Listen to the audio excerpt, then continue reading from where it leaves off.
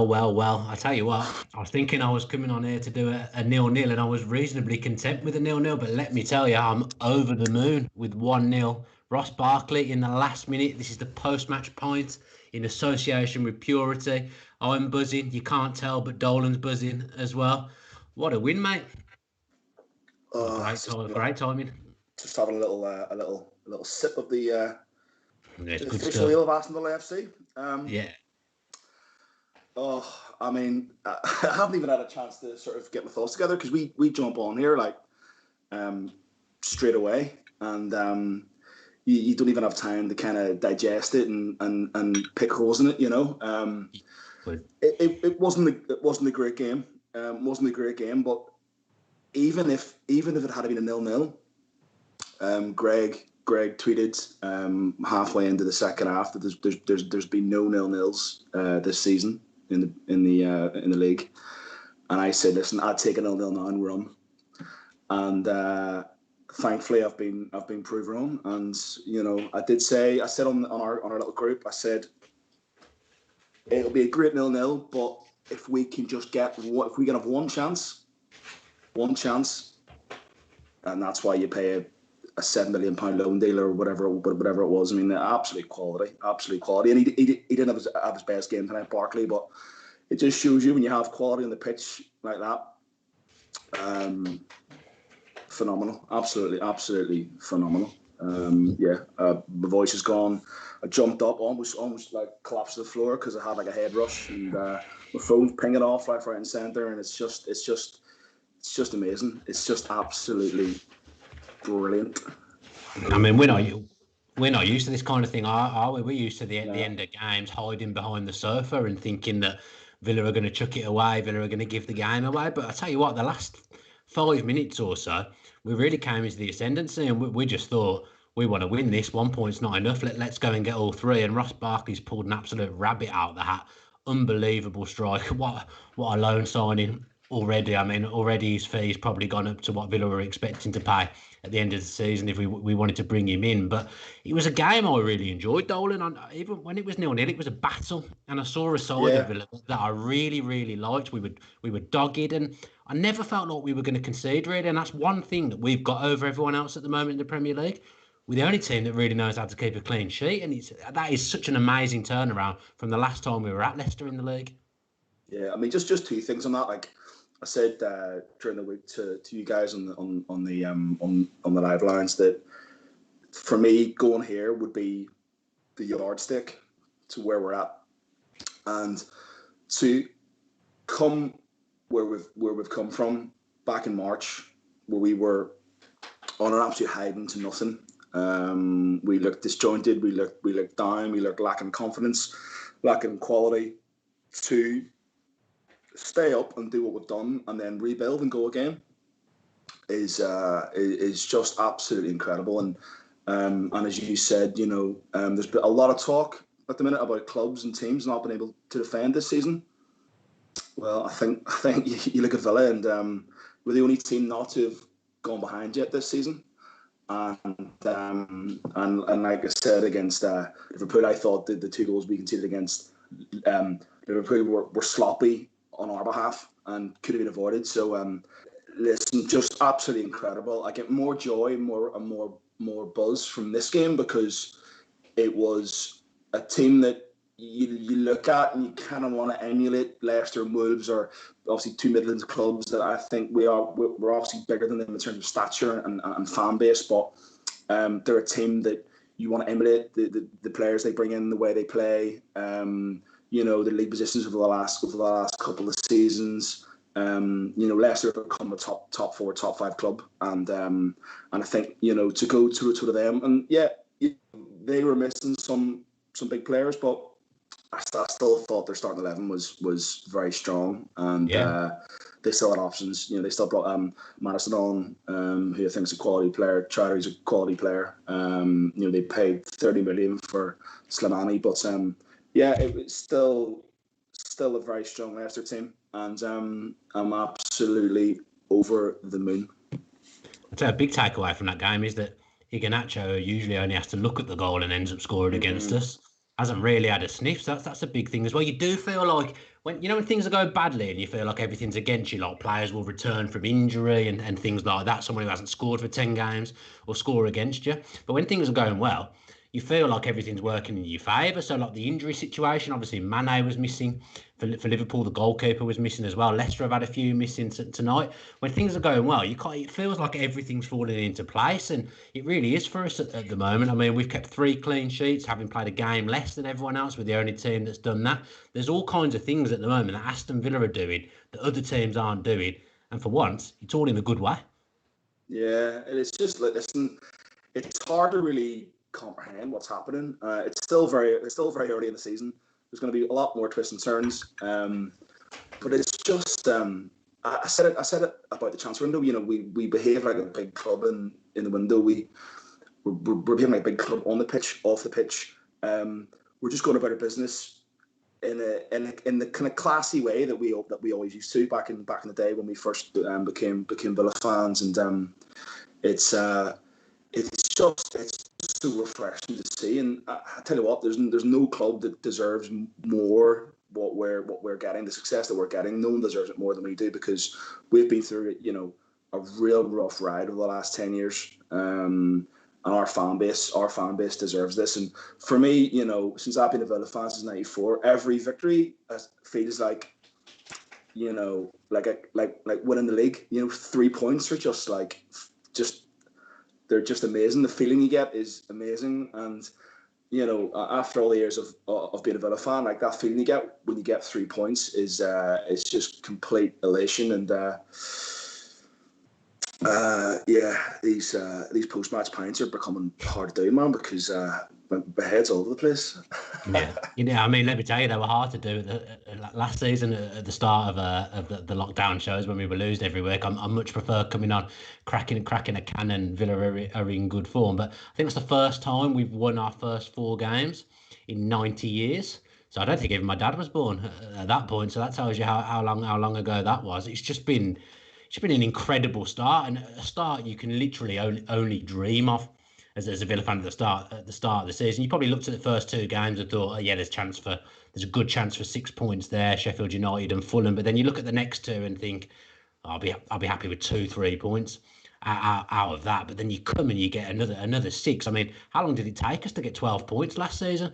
We're already miles ahead of where we were this time last year. It's been an incredible start. And I didn't see who the comment was from, but it just flashed up at the top of the screen about Dean Smith getting the credit. All through that post, when football came back after the lockdown and COVID, I mean, obviously it's still around, but after football came back, Dean Smith kept his composure when we were losing games. He was the calmest man about. I was losing my head. I imagine you were losing your head. Most Villa fans would have been losing their head, but he's kept his cool. He's believed in what he was doing and his methods and the change in the defence. That all came to fruition, and we ended up staying up on the last day. And then, like you say, we've just behaved like a big club, and I feel like Dean's really bought into that as well, about behaving like a big manager. And we're just doing some big things at the moment, and it's very special. And we go to Ellen Road on Friday, full of confidence. Well, it's at Villa Park, so we go to Villa Park. I literally can't get this the right. I can't get this the wrong way around. Not being we go to Villa Park on Friday, full of confidence. Because I'm so used to talking about being at the home games, I just assume every game's away. I just forget. Thank you for correcting me. Back home games now against Leeds and Southampton. I don't know. This Leeds game feels like a bit of a grudge match. It feels like our derby. You know, I really want to beat Leeds. I'll be watching tomorrow night with interest. They're a fascinating club. They're a fascinating team, fascinating manager, and this is massive. I mean, I don't even know what will happen if we can go and win our next 2 home games. Would I take 4 points out of the next 2 games? Yeah, I would do. You take 2 points. I'd take 2 points. Listen, man, like, it's just about, you know, I always say, like, building in blocks, and I always say progress, not perfection. And this has been a start that nobody could have ever imagined. And for me, this win, you know, means more to me than the 7-2, because I said that there's been some demons in that ground for us over the last sort of few years, and we look back to the 3-2, which I think sent us down. We look back to the awful 4-0 before lockdown, and even, you know, apart from the cup game where we kind of got the better of them in the league, they absolutely battered us last season. Scored 8 goals in 2 games. Blew us out of the water, and to do what we've done, and as you say, we look streetwise. And, you know, there's Matty Cash and Ollie Watkins in the last couple of minutes down by the corner flag, and they just did the right thing. You know, 2 young lads coming into the Premier League, you know, their first season, big money signings, and no one looked flustered. Again, you know, Mings was immense. The keeper was just, that keeper was just like so assured. And there's there's no doubt that Mings, for me, looks a better player. Mings looks like he's kind of cutting out a few of his errors. As a team, we always seem to make a mistake. We always seem to give up chances. We seem to gift the opposition chances and goals. But I just saw none of that. I saw really clever game management. We hit them on the break. Listen, it wasn't a great game. It wasn't a game that'll go down in the memory with the neutral. But for us, to come away with 1, a clean sheet, and 2 the 3 points, and to go for 4 in a row, and to be the only team left in Europe to still be 100% record at the start of the season is just it's just stuff of dreams, and you know, long may it continue, and I think we'll be okay this season. Dangerous words from you. It's a shame Everton have started the season so well, because otherwise we'd be top with the game in hand on everyone, and that really would be dream world. I mean, it's obviously it's dream world anyway, isn't it? But do you know what I mean? Like, it's an incredible start. I don't remember feeling like this about a start since probably 98, 99 under Gregory, when I was convinced as a child I was going to see Villa win the league for the first time. Do you know what I mean? Like, it's got that aura about it, the all English back four. And you mentioned Matty Cash. The guy's an absolute warrior. I was worried about him on a booking against Barnes. I thought I'd maybe get him off, get Elmo on. I'm worried about him getting sent, especially with that waste of space referee, who I'm sure will come on he was dreadful. At some point. But it's just like you say, game management and management of his own game. You know, he didn't look flustered by it. He didn't do anything silly. And there we are. We keep a clean sheet. Matty Cash manages to stay on the pitch after getting a yellow card up against a tricky player. And everyone there just looks so assured and looks like they know their jobs. I really didn't feel like we were going to concede. Yeah, I mean, listen, you said it now, but deep down again, I was sitting there tonight fairly comfortable. I felt fairly comfortable. They didn't really threaten. The shots, the chances they did have were fairly routine for Martinez. We had the best chances. We had the Trezeguet chance, the Konza chance, the Luis should have done better with his chance. Jack maybe should have got a shot off maybe quicker a few times, but we had the best. We had the best chances, and I think in the end we deserved to win it. Yeah, I'd agree with you. We're going to bring our first guest in now. We've got Omar on his way, coming in from the new Villa Talks podcast. Some good stuff they're doing there. They've had some interviews with scouts. They're doing all sorts on that new podcast, another Villa podcast to add to the collection. But it's a very good one, mate. Good to have you on. What on earth is going on with our football club? I don't know, mate. I don't know. It's amazing, isn't it? It's a great feeling. Something obviously we didn't expect going into the season, but you know, it's one of those seasons. I think expect the unexpected. You know, it's going to be. You've seen with the games, the amount of goals that have gone in. You know, there's going to be a surprise package this season. I'm pretty sure of it, and you know, why not us? It's amazing, and you know, just to say also, thank you for having me on. It's no problem. Pleasure to be on. So I've got 2 ambitions Villa related in life. One is to play at Villa Park, which I know you've done, and the other was to come on Villa View and give Dolan some stick about Jack Butland. It wasn't just Dolan, to be fair. I'm only joking. We will wish Jack Butland all the best though in his Crystal Palace venture. Friend of the channel, we wish him well at Selhurst Park. Were you like us tonight, mate, where you never really felt like we were going to lose? You were probably happy with the 0-0, but then you end up elated to score so late and take 3 points. Yeah, no, definitely. I felt comfortable throughout the whole game, and something I felt most of the season. I felt comfortable in games, whereas normally with Villa, I'm just expecting the worst to happen, something to go wrong, the defense to make a mistake. But we just looked good, and I was saying, in our WhatsApp chat earlier on that, I think we were the better team. We controlled that game, and in the end, we deserved to win. I didn't expect us to win in the end because obviously it got so late on in the game, but that's what Ross Barkley gives you, is a game changer. As Chris said, he didn't have the best of games, but give him a sniff in that sort of area of the field, then things like that can happen, and it's fantastic. It's in dreamland. What do you say? First time in 90 years or whatever. Yeah. Just cannot believe it. It's fantastic. And I thought the back four, especially today, Konza especially, was probably my man of the match, and also Louise and McGinn. I thought shielding the defence did not give Leicester a sniff, and Leicester really reduced to hopeful balls down the channels, which is probably what we would have expected us to do last season. And it was the roles reversed. 8 months ago, or whatever it was, we were trudging off. The players, a lot of those players were in that team, and we looked down and out, and then they come back 8 months later to have the complete opposite sort of result and to play that well. Brilliant. Cannot believe it. I mean, the world was literally a completely different place when we trudged off at Leicester, and he was a completely different Villa as well. But just on the subject of Ross Barkley, when I've watched him play for Chelsea, it almost feels like he's not playing with the freedom, and he's got the shackles on a little bit, maybe the pressure of playing for a club that's got Champions League ambitions, although he may well have found himself at one now. But at Villa, he just seems free, and he seems to be enjoying his football. He wants to link up with Jack Grealish. I mean, Jack was probably a little bit, he's still running the game, don't get me wrong, but for his very high standards, it wasn't a top-notch display from him tonight. But the little link up between those two is still a joy to watch when it does come up.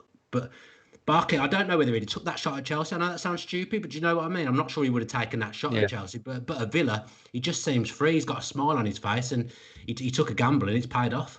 Yeah, I completely agree with it. I think it helps with the lack of pressure on him. So not from our fans, obviously, because we're not in the stadium, but also I think at Chelsea, you're going to a top four team.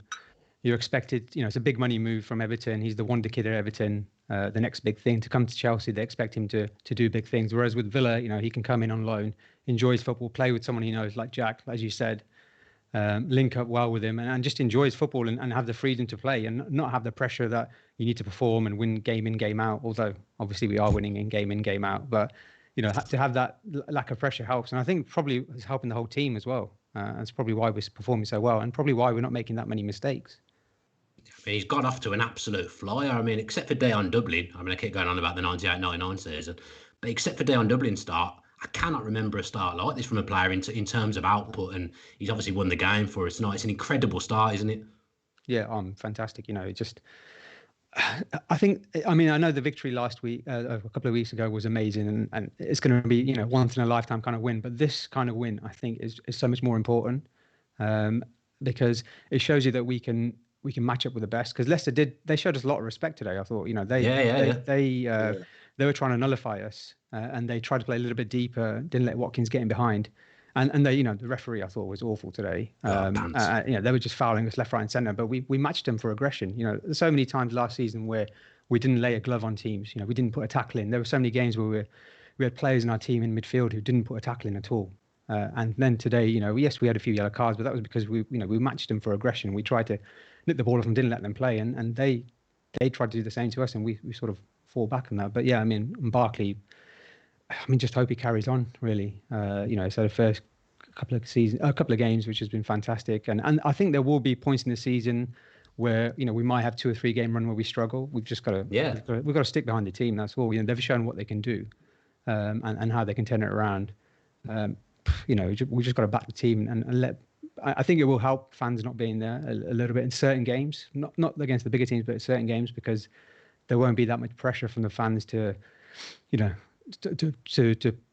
be, we're playing pretty patient football today, as an example. Whereas if we were playing at Villa Park, that kind of football, I think fans do start getting on players' backs a little bit. So, it's there for us this season, I think, definitely to do well. And, I've said on our podcast, I think we could maybe push for top 10 and get top 10. From what we've seen so far this season, that's more than achievable. Yeah, I mean, 12 points, as I said earlier before you came on. I don't know whether you heard it. I can't remember how long it took us to get to 12 points last season, but it was obviously nowhere near as quick as this. Dolan, Omar talks a little bit about Villa mixing it, and when it turned into a scrap, we were there and we were fighting. And over the years, we've probably accused Villa of being a bit weak in those terms, in those situations. But tonight there was that one period in the first half down in the bottom corner where the tackles were just flying in from both sides, and we really did mix it well. And there is that physicality from us now as well, isn't there? There's loads of different sides to the game, but that physical aspect's there as well. Yeah, and the thing is, we're not exactly a big, strong team. You know, we Mings is obviously probably our biggest and strongest player, but we're not like a team full of 6'5", muscle machine. Or maybe Chori's quite bulky and quite strong. But you're right, we just look streetwise. But what I would say more than that, we just look well coached, and every player seems to know exactly what the role is. Every player knows the game plan. There's clearly, I mean, I don't think it's a coincidence that since Shakespeare's come in to the club, the work he's done cannot go unnoticed, because he's clearly had a massive impact. Whatever John Terry's done to that back four is what we all thought he would bring when he came in as a coach. The keeper is really, really, really like different class. And we just look like a proper unit, a proper team. The team spirit is clearly there after what we went through last season. But instead of sort of saying we look big and physical, I just think we just look well coached and well drilled. And there's clearly a game plan, and the players are executing that game plan to the T.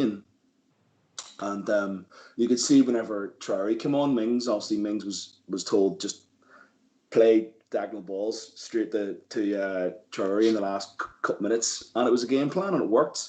And he held out well. He cut inside. I think Traore probably, I know Trezeguet's work rate was amazing, but I just think he lacks that little bit of quality in the final third. And I thought Traore certainly did enough in the last 10 minutes to stake a claim.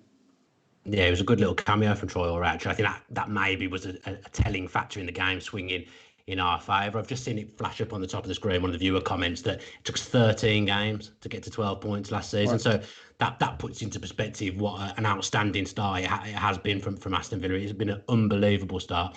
Omar, just before you go, dare we dream now? 2 home games coming up, as Dolan's reliably informed me. Dare we dream of another 2 wins? Why not? I think the confidence is there. The play is there. I think the only thing that will stop us will be injuries, in all honesty, because I think our 14, 15 players that we've got, as Dolan said, Traore coming in the second half, I think added a lot to the game. I think his composure and calmness added a lot to our team. And I think if we can keep those kind of players fit and have that squad, 14, 15 players, a bit like Martin O'Neill did back in 10, 12 years ago, where we kept those same 14 players. If we can keep them fit, then there's no reason why we can't carry on and push on and do well. I think the key will be just try and get to January as best we can without getting too many injuries, but try and get as high up the table as possible. And then from then, who knows? You can never know. Maybe we'll get a big name signing in January and go for the title. Who knows? Oh, it's a big statement for his first appearance on the Villa View. Just before you do go, mate, just the floor is yours. Just talk to us a little bit about your podcast. Oh yeah, people think there's like podcast wars go on between people, but it's not true at all. Like, I'm happy for anyone to start a podcast. I enjoy listening to the other Villa fan content. Yeah, just the floor is yours. Tell us about your podcast. I really appreciate it. And just to say that the podcast itself, we a couple of us thought of it about a couple of years ago and thinking of doing it. We never got around to it with work and family commitments and obviously with lockdown and the way things are, then it was a perfect opportunity. But, yourself, Dan, you helped me a lot in terms of what I needed to do to set it up. Other people like, Dan Rollinson and James Rushton also helped me out. So I can only be grateful for that. But in terms of the podcast, try and do is try and be a little bit different if we can. I know, I appreciate there's a lot of podcasts out there, but, we typically have 2 shows a week. One is the match review, where we have 2 or 3 of the same guys, Chazzy, Jugsy and Deckers are the 3 guys that normally join me. And we try and go in depth as much as possible, so be quite analytical and go in depth about the match as possible, rather than, just sort of talk about the match. But But we try and go in depth as much as possible and have a different take on it, and maybe pick out stuff that someone watching it might not have seen. And then we have a sort of a second show on a late Friday night called the Late Night Ramble, which is more of like a talk show. So we try and change up the guests every week, and it's a bit like an interview session almost, where we try and get someone interesting, either a Villa fan or a Villa fan in the industry, as an example. So agents, CEOs, former CEOs, that kind of stuff. The last one we had was the Ghana Lions, the founder of the Ghana Lions, Owusu, and it's a fantastic conversation we had about all sorts of things. We were talking about how Ghana Lions started, but also we talked about race, colonization of Ghana, and what's currently going on and what his ambitions are, and that type of thing. We try and bring something a little bit different if we can. I appreciate there's lots of great podcasts out there, but like you said, there's no podcast wars or anything like that. No. But maybe when things get better, we can have a football match of some sorts and sort it out on the pitch. Yeah, why not? Let's have a podcast football tournament. I mean, you're talking about your podcast being analytical and going in depth. That is complete polar opposite of what we do here. So yeah, it sounds like a completely different listen to the Villa View, mate. It's been great to have you on. We'll definitely have you on again. Take care and enjoy the rest of your night. Perfect. Thank you for having me. Thanks, guys. Thanks, Chris. See you soon. I tell you why, you've put your audio setup to shame there. It's not good when guests are coming on with a better setup than the presenters, is it? Listen, mate, I just wing it. I completely wing it. I'm using the wife's iPad here, so and I'm on like a little small tripod. Listen, man, I'm not very techie, man. I just turn up and to the fat. I don't have microphones or fancy cameras or in-ear buds or No. I just go, man. Listen, I'm here for the love. I'm here for the love. I think we're going to have to speak to the treasurer and get you some equipment. We can't have guests coming on with a better setup. What time is Match of the Day 2 on tonight? Can somebody put it in the box below? I don't know. Can Adam put it on the comments? Maybe. I mean, you're talking to me like I'm the Radio Times here. I ain't got a clue what time Match of the Day is. I've just seen that there's 1,200 people watching at the moment, so it's more than your average game at St Andrews into the Villa View live now. So that's great. Yeah, give Purity a quick shout out. They've been kind enough to send me one of their excellent Villa glasses. I don't know whether you can see that properly on the screen. I've sent you some as well. They're apparently in the store now. I've been reliably informed. So yeah, if you use the code #VillaView, you can celebrate Villa's great start by getting yourself some Villa glasses and some Villa cans as well. Not doing the best of showing that off there. The blur. These cans are great, man. These cans are really smart. They're really little nice. Tinnies. Yeah, little tinnies. Excellent stuff. And we do thank Purity for being on board with us. It's an excellent partnership for us to have. And to be honest, I'm enjoying drinking a beer while doing the post-match pint at the moment. So, I mean, there was always going to be a Jack Butland dig, but I don't think we go through a show nowadays without a Jack Butland dig coming at us. But it's a jovial time to be a Villa fan. Usually if someone's mentioning Jack Butland to us, it's when Villa have been on a losing streak and we're getting panned on social media. It's nice to see that everywhere's a happy place at the moment, isn't it? Yeah, listen, I think I put that tweet up the night before we did the live podcast as a joke, really, just to wind people up. It was not a joke. It was a joke. It was a joke. No, we heard a few things about Butlins and things happen in football and you can't get everything right. And then things quickly change. So that's it. That's the way it goes. And I kept my mouth shut all summer and didn't say a word. Yeah, sounds just like you. I believe I Match of the Day too. 10:30. 10:30. Thank you so much, Cenobus. Yeah, we'll be. I'll tell you what. Hopefully we can wrap this up by 10. Yeah. I'd like to think we'll be done by then, man. That's another 40 minutes. But we have got our next guest, ready to come on. The Purity's doing me some damage. Here we got Adam from the Struts. If you watch Soccer Aid, you may have seen Adam playing the guitar with Robbie Williams superimposed there, singing along. So it's good to have a Villa fan involved in stuff like that. And it's good to have you on again, pal. I don't know whether you're on mute. I can't hear you there. We've got some technical problems there, Dolan. We're going to have to do some padding. Is he on mute? He can play the guitar, but he can't sort his audio setup out. What's going on here? There. He comes on in the away Luke top that's looking good, that everyone's after, and he can't even turn his microphone on. This is where he's got to unmute. I think I don't think I can. Unmute. You on mute? I don't think he is on mute. I'll tell you what, Adam, pull him out and then put him back in, let him sort his audio issues, and Dolan and myself will pad for a little bit. I'll tell you what there, you haven't got the setup, but I'll tell you what, he's here. Is he here? He's here. Can you hear me now? Yes, yeah, we've got him. He sorted himself out. How are you? Oh, good, man. How are you? I'm obviously absolutely buzzing. The early purity's going down very, very well. You were part of our WhatsApp chat, leading in there tonight, and safe to say, Dolan said there'd be one more chance. I thought that chance was going to be the Traore header, and I'd written it off, accepted 0-0. Quite happy with 0-0, and then Ross Barkley bangs one in, pal.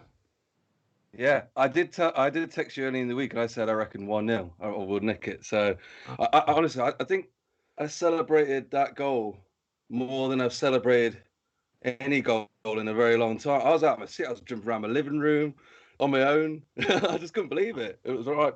A great goal in what was a pretty. If it was a neutral watching the game, I would have turned it off, put it that way. But no, great night, and especially after the last time I was on here when we lost 3-0 to United in Project Start. So yeah, much happier. Yeah, great. Yeah, J1 in the comments there is just bigging up Trezeguet, and I've got to do the same. I think I said at half time on Twitter, Adam, the way he presses and his work rate, I think that's an integral part of how we play. And yes, Traore came on. It was a lovely cameo, and I do believe that turned the game in our favour. But in the first half in particular, I thought Trezeguet was just everywhere. He was up the pitch 1 minute, and if the ball was coming in the box the next minute against us, he was the one dragging us out the penalty area with the ball. I thought it was a really strong performance from him. What did you think of Trez?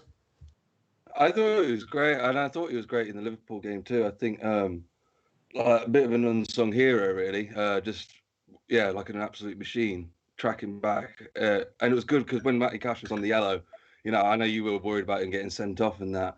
And so was I, and he was just tracking back, helping him out. It was great. And then I think it was that we tried to switch it to Jack and a bit of a wayward pass, and a couple of passes were going, and that's why I said put Traore on. But no, it's good that we have players that track back like that. I think I think he was great. I thought the whole team was good. I thought Constant was amazing as well, and Mings. I think I was listening a bit earlier. You said didn't feel too worried, and I didn't really feel that worried either. Just felt a real compact, good defense for the whole game, which is so refreshing. They all seem so cool and composed as well. I mean, we talk about Conte every week now, but that kind of performance tonight now, it just comes as standard with him. For the last maybe 6 to 8 games overall from the back end of last season since he's been at centre back, you just expect that from him now. You've literally got no worries about the Villa back four. I know people pick on Target every now and again, but I've got to say again, when the chips were down, the game needed slide tackles and stuff tonight and breaking the play up, I thought Target was magnificent as well. And you go man for the team, Adam. Everyone's done the bit. Everyone's put a shift in, and we deserve the win. And I think even Barkley had a pretty quiet game and couldn't really get on the ball much. And then just that 1 minute of magic, and that's what having a good defense does now, because we don't leak goals and we do have those chances to go and nick a game. Whereas before we might nick a goal, but we'd already 2-0 down, or we might nick a draw. So it's just having that. Yeah, everyone was incredible front to back. I think like I say, it wasn't the best game, but these are games that we'd never would have won in the past at all, not a chance. So they would have been scoring the goal in the 90th minute, I can't believe it. 4 wins in 4. It's just unreal, isn't it? Whenever you say it just sounds weird. 4 wins out of 4, 7-2 against Liverpool, 3-0 against Fulham, 3 clean sheets in 4 games. It's incredible. It really is incredible. Oh, go bananas. It really is incredible. And it's listen, I think as a Villa fan, you just have to enjoy these times, just enjoy them. And people might think we're getting carried away, but I mean, we've been through such garbage over the last 10, 12 years, and any chance you can to celebrate your club doing well, albeit we've only won 4 games of football, but still a massive thing for us. And when you break it down and say to win your first 4 games in a row, it's it's pretty crazy. But you know what? Let's get excited because the world is absolute dross at the moment. Yeah. There's very little to get excited about in the world. Everyone's miserable. I'm miserable. And for once, it's Aston Villa that are shining the light in your life. And that is something that I have not said for a very long time. And I'm sure neither of you have said it. I mean, the whole country is miserable, but then there's this pocket of people all in different places around the world who are absolutely buzzing because Aston Villa are on fire at the moment, and let's get carried away and let's enjoy it because, like Dolan says, there hasn't been much to enjoy over the last decade or so. So when Aston Villa are sitting second in the league, 1 point off the top with the game in hand, I'm going to get excited. And Adam, do you agree with that? Oh, mate, 100%. Like, what have we had to shout about in 2008? Probably. I can't remember the last time we won 4 games in a row. Well, 2 even in the league. So like we won 10 in the championship, so that was a good time. Been the Premier League. Oh yeah, it's been a long time in the Premier League. I'm talking about Premier League. Yeah. Like it's just you've got to enjoy these moments, and who knows what could happen. I know, like there's worries, if Watkins gets injured, that's a big blow, and injuries could hinder us like it did last season. But hopefully get some people in January. But let's just be positive because we should be positive because we've got evidence that we can play and we can beat good teams. And any other team would get excited. It's just I think with Villa, it's you just don't know, do you? Could all come crashing down. But I'm buzzing, and even my mates who aren't Villa fans texting through like, "What is going on?" Sorry, but what is going on? I don't know, but yeah, just savor it, lap it up. Just wish I could go to the flipping stadium. Oh, mate, tell me about it. I mean, such a shame. 17. That's the only thing missing, isn't it? That we can't actually see it in person at the ground. And Dolan, I was in the gym the other day in my Villa gear as I usually am, and I tell you what, no one comes near you in Villa gear in the gym normally. People don't talk to you; they just feel sorry for you. But people are engaging me in conversation when they see me in Villa gear. Now, obviously, I don't live in Birmingham. People are talking to you, and like Adam says, it's like, what's going on? And I'm sure it's the same. Obviously, a lot of football fans know a lot of people. It does feel like uncharted territory because we just haven't been in this situation for so long, have we, mate? Yeah, it's weird. I mean, like, even when we, I always feel proud kind of wearing like a Villa top or a Villa tracky top in public, if I'm going for a pint of milk or, if I'm going to an away game or I'm going for London to get to Birmingham to watch a match. And because there's not many of us around where we live, yeah, you do get a few people sort of shouting some obscenities over the last few years. But yeah, you're right, man. Like, especially the last week and a half, I've had a couple of food shops delivered, and I've had a couple of, the postman's kind of like, oh man, I can Aston Villa fan, like you guys absolutely battered us 7-2, and what's going on? And sitting having a chat with like the postman about the game against Liverpool, and it's just really refreshing. And at the minute, it's, as you say, Dan, like it's the only thing that's really kind of keeping people's spirits up. And even the game before, even the West Ham game against Tottenham was unbelievable. Like, it was unbelievable. It was crazy. And I just think football is just, yes, where everyone's missing the fans, but what we are saying is it's great entertainment. And it's always easier when you win, of course, but football's kind of keeping everyone sane at the minute, and it's even better when your team win the first 4 Premier League games. Yeah, Adam, I don't know where you are at the moment. Obviously, you split your time in your various places. Where are you at the moment? I'm back home in Derby. Okay. I came back for the soccer aid thing, and now I can't go back, so stuck to America. Yeah, but in the process, I think I want to move back here anyway. So it's my dog's over there at the moment with my girlfriend, so I got to figure that out. Yeah, some logistical worries, but we're glad to have you on, mate. It's always a pleasure to have you on, and we'll definitely have you on again as well. I always enjoy speaking to you, and yeah, take care. Hope your dog situation gets better, and up the Villa, pal. Up the Villa. See you guys. Oh, there's the league table. That's the one we've all been waiting for. I mean, that's a joke. that league table is a joke. You look at it. I mean, just even if you were to be the most negative person in the world, which you can sometimes be, you look at it and think, well, we're 11 points clear of the bottom three. I'm just trying to dissect goals for 12, goals against 2, goal difference 10. It's a joke, isn't it? It's staggering, man. It really is staggering. And 4 games could be 8 games. 8 games can be 12, 16. And then you look at come Christmas and we're sitting around the top 4, top 5, and you just never know. And I think especially with our orders, if we need to push on, and this is all hypothetical, and just get a little bit carried away here, but if we are in a position even to attack the top 4, we can go and spend £30 million on a striker. Yeah, that's true. Or very true. And we have that money. We have that backing from the board. And somebody said a few weeks ago, there's only then it was 10 weeks, but there's only 8 weeks, 9 weeks until the window opens again. Yeah. So how many? It's about 7, 8 games, and you get through those games and you see where you are in January. And I said top 12. And I would say top 12 now. I'd probably say top 10 now. But you just listen, Dan. You just got to enjoy it. And we may say some stuff in there that may sound a bit silly and maybe getting a bit ahead of ourselves. But as you said, the world's pretty miserable now. So why not enjoy it? Why not lap it up? And just drink it in, because it's a great time. And I just can't wait to sort of sit down after this and watch match of the day and watch all the post-match stuff and hear what Barkley has to say and Dean Smith has to say, and it's just tomorrow morning just sit down and watch the highlights, get up in the morning, have a cup of coffee, watch the highlights. It's just great, man. I love it. It's great.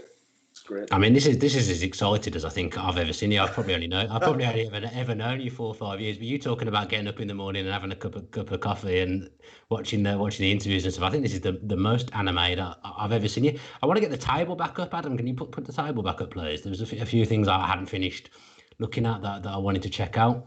This will prove whether our man behind the scenes is listening. He is listening. And there's that table again, because you were talking earlier about emulating Wolves, which I think is a reasonable thing to say. I think they finished in the top 7 two seasons running. So already we've got, and again, it sounds stupid to say now, because when it gets to 38 games and Wolves are ahead of us, you end up looking like a pleb. But double Wolves' points at the moment, so we're in a good place to try and push to at least be the best of the rest. I'm not saying we're going to be the best of the rest outside the top 6, but we've put ourselves in a strong position early doors, which is more than we ever could have hoped for. Yeah, just listen, just get points to the board. Like for us, it's still got to be first to 40 points. Get those 40 points to the board. A club like us and where we're at, and the fact that we're still in transition, it's just get the 40, and see what we can do, and then kick on from there. I think we have to take it in stages. I think if we can break this season down in chunks, we've gone 4 unbeaten. Let's look at the next 4 and the next 4, and take it in stages. Break it down. Try and break it down into little mini tournaments, the way Smith always sort of banged on about post-lockdown being like a a run of 10 games. Try and make it like knockout football. Go into every game and try and win it. And listen, I thought our start was tricky. I thought our start was very tricky. If you can get points on the board as early as possible, 3 points in this league, Dan, are like gold dust. They're so hard to come by. And to be sitting on 12 after 4 games is something I never thought would see. I'd have taken maybe 6, 7 out of the first 4 or 5, but 12 out of 12 is it's quite something.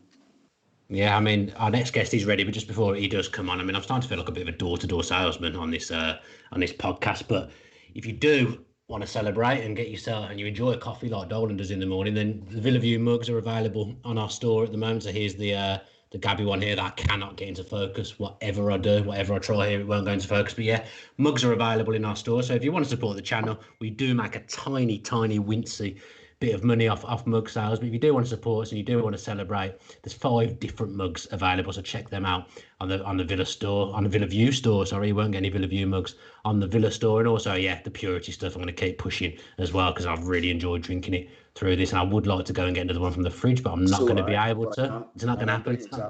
It's not going to happen. But our next guest is here. a real fan's favourite, definitely one of my favourites. It's Neil from For the Love of Paul McGrath podcast, which I wish he'd shortened that name because I'd never ever feel like I'm going to get it out properly. But here he is. I can't hear him. I'm hoping he can hear us, and he's going to say something in a minute. Neil, you there? Hello, guys. Can you hear me?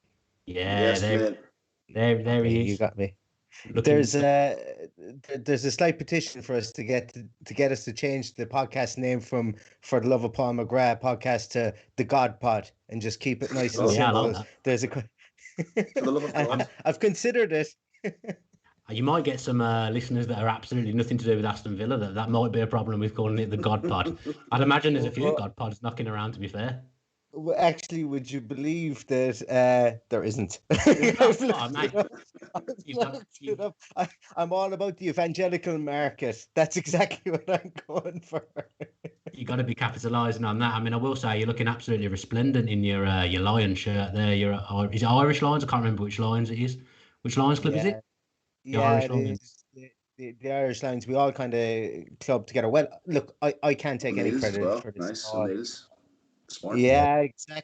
Yeah, it is. Yeah, I can't take any credit for this. This is all Paddy and Philip's doing. Philip Drew and Paddy O'Kelly from the two boys who were over the Irish Lions really here. But and there's tons more people. I just forget what their names are. I'm so sorry for Aideen and all those guys. But they put this together with the Alzheimer's Society of Ireland are the sponsors on it, and all proceeds actually go to the Alzheimer's Society of Ireland.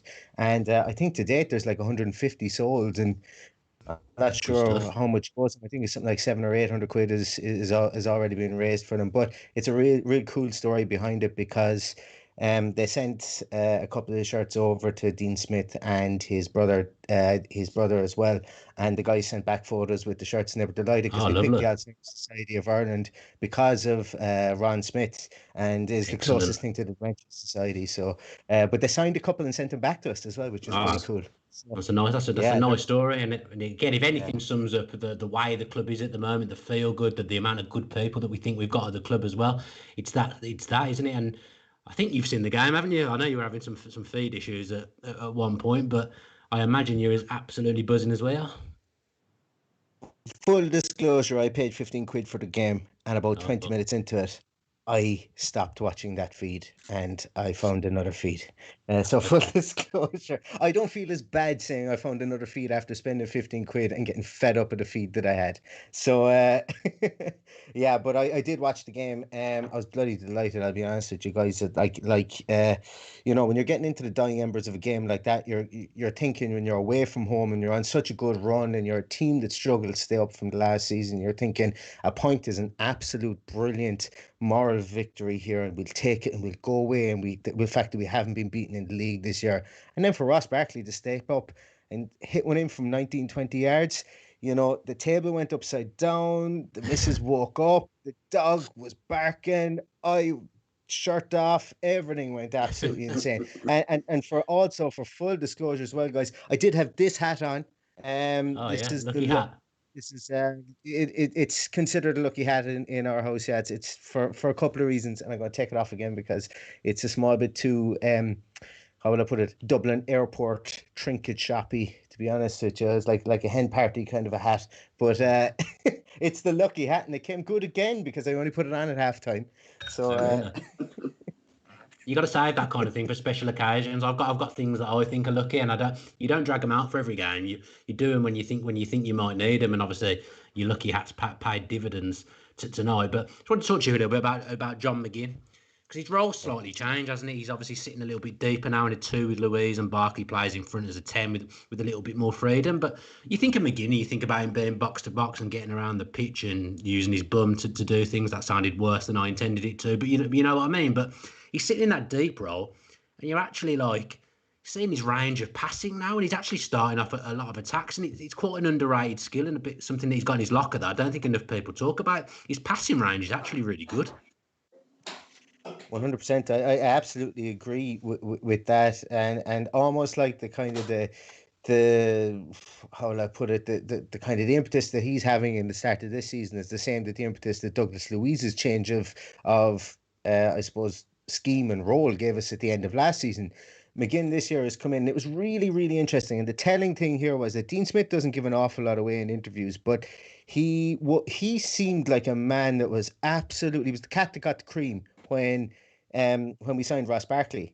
And he said two things in that interview. He said that we played last year, or that signing Ross Barkley, should I say, gives us an opportunity to play 2 8s or a 6 and 8 and a 10 as normal. And what we see from tonight and what we've seen from most games this year is that there's a kind of an interchangeability with John McGinn, and John McGinn being the interchangeable guy there to move from a second 6, or when we play 2 6s, to 2 8s and Ross Barkley drops back, or if we need to play a 6 and 8 and a 10, literally up the middle of midfield. And John McGinn is the man that's asked to change that position every single time. So that's the measure of the man.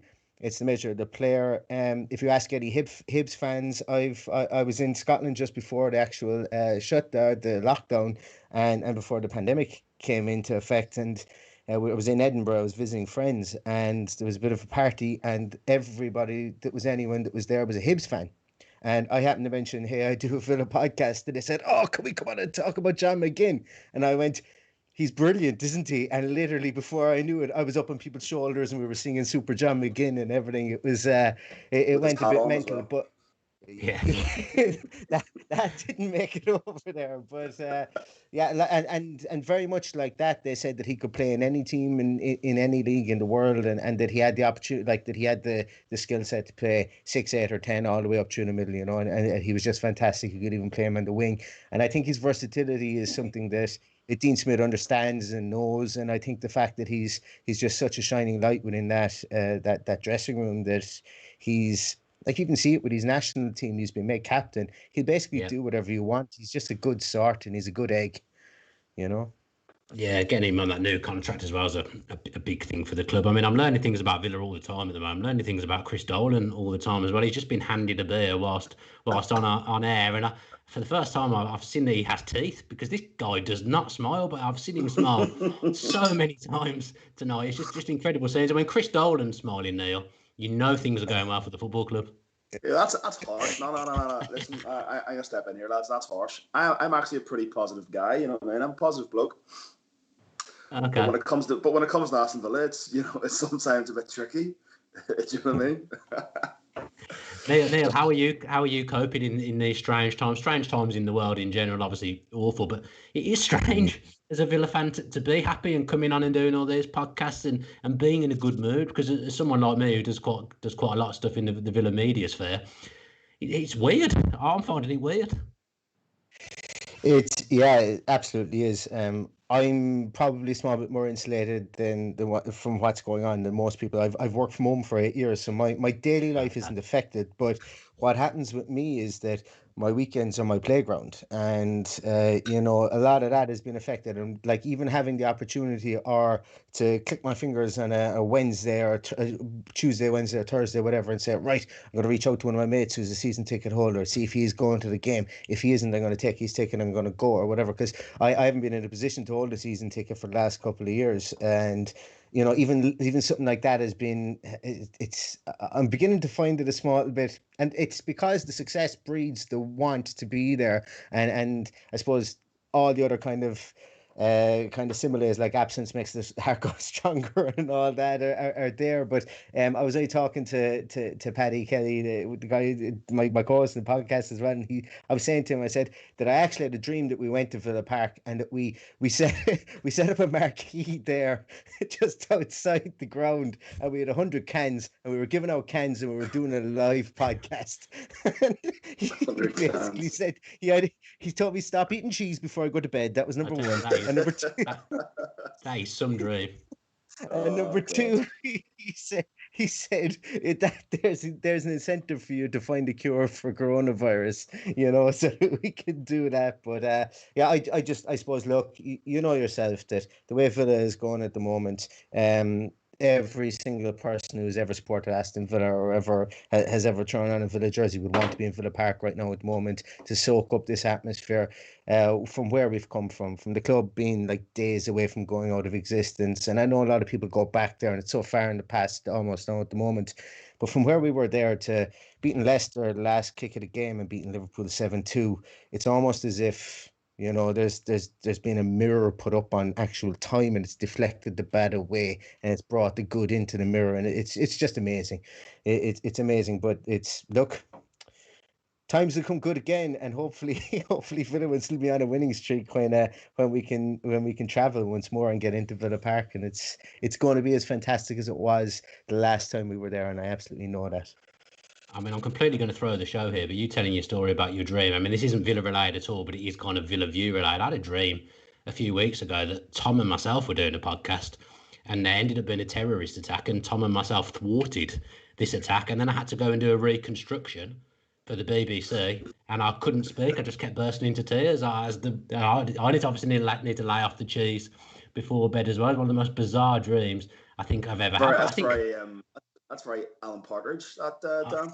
Oh, mate, it was unbelievable. I can remember it really clearly as well. It was a really, really strange dream, and I think that tells you that there's a lot of strange goings-ons in the world at the moment. Everyone's heads in a strange place. But Villa, as I said, Neil, are that shining light in people's lives at the moment. I mean, there'll be people who are miserable about COVID and lockdown at the moment, and the football teams are making them equally as miserable.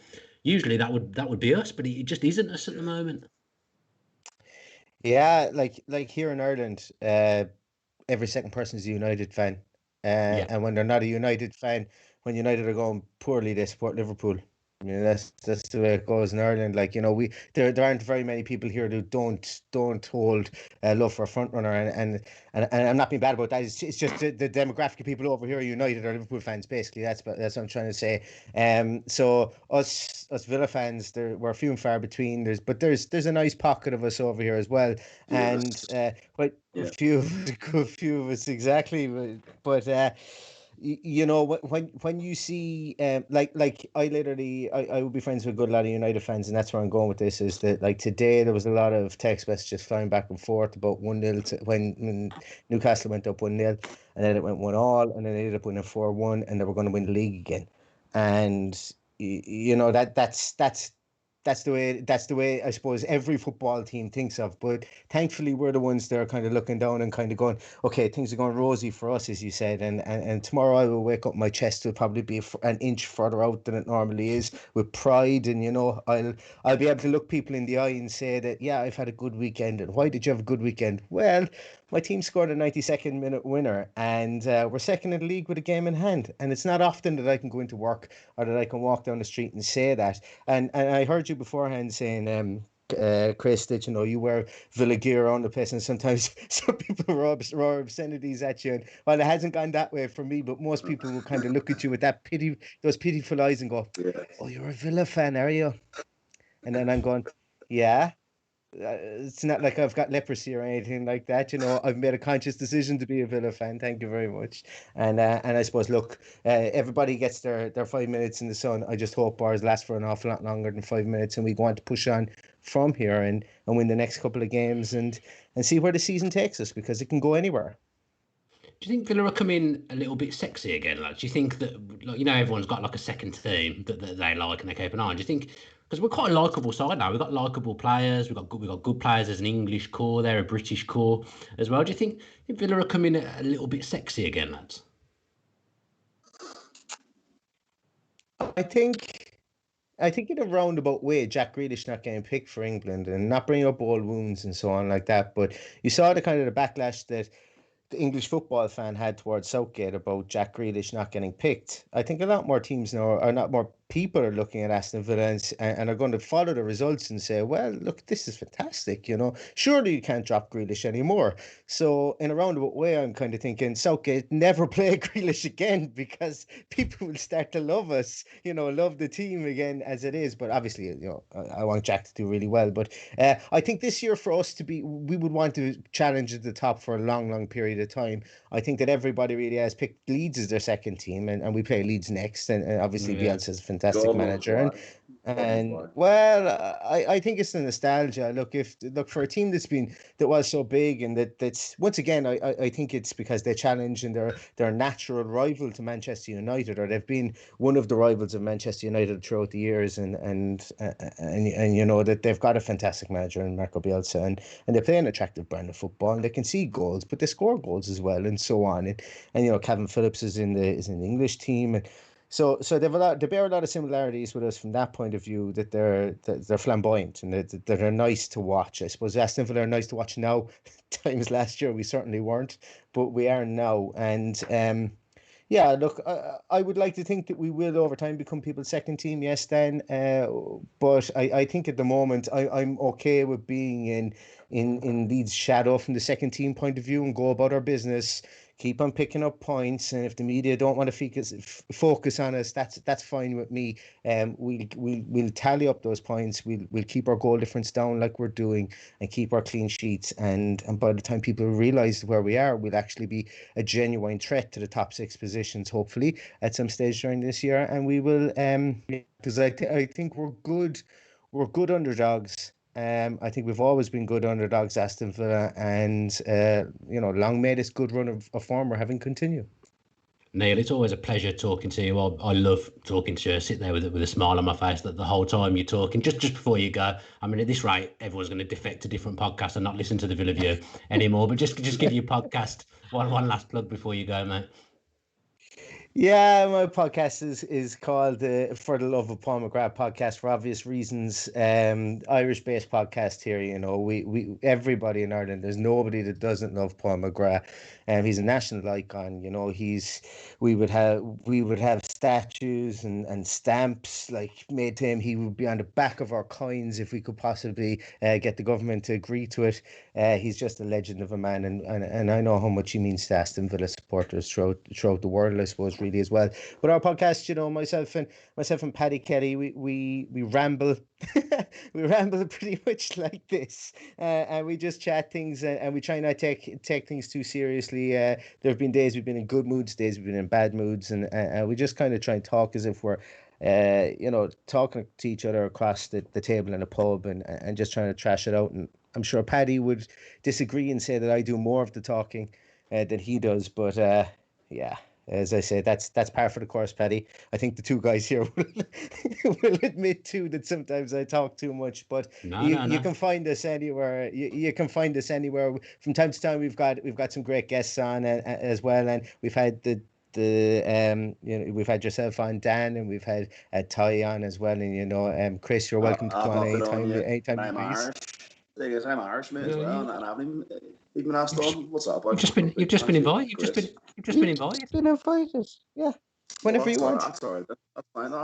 That's fine. That's all right. I get a key cut for you. You can come whenever you want. You can stay here Saturdays if you want. It's fine. It's all good. There we go. Well, mate, it's been great to have you on. I love you very much.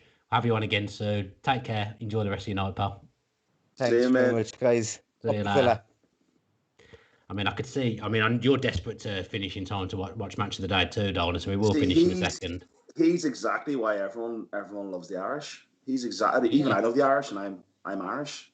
What a guy! I mean, yeah, he is exactly why Irish people are just so refreshing, because he just says it from the heart, and he's just a joyful man, isn't he? He's brilliant. Although what I would say, Neil, is can we get a link up for the those shirts? Because people have been asking. I want one as well. So I'd like to know where we can get one. So if we can get some kind of link out there, even on our socials, that would be great. And we'll sort that out. We can share that to you as well. Yeah, we'll definitely sort that out, because it's a lovely looking shirt, and obviously for a great cause as well. I mean, how good was that Dean Smith and his brother story, by the way? And this is why we love a club. Like, we're a big club, but we're still very much, I feel, very sort of family orientated, and there's a lovely connection between the fans and the players. And obviously, there's been a few things over the last few weeks that we touched on regarding some sort of social media abuse, but on the whole, there's just an amazing chemistry at the minute between the fans and the club, and can you imagine that first game back at Villa Park?